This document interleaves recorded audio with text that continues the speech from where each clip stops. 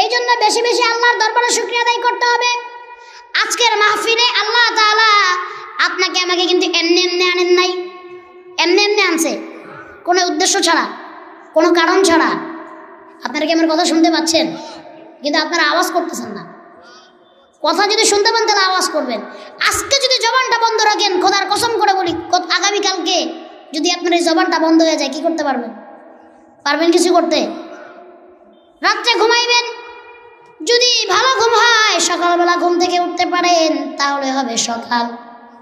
সকালে ঘুম ভাঙলে কি হবে? সকাল। আর যদি আজকে রাইতে যায় ঘুমান, আর যদি এই ঘুম জীবনে কোনোদিন না ভাঙে, তাহলে হয়ে যাবে পরকাল।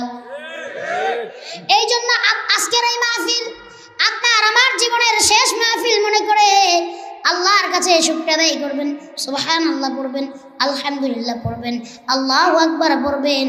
আল্লাহ পাক রব্বুল আলামিন আপনার আমার আমল নামার সমস্ত গুনাহগুলি মাফ করে দিক। সকলে পড়ি আমিন।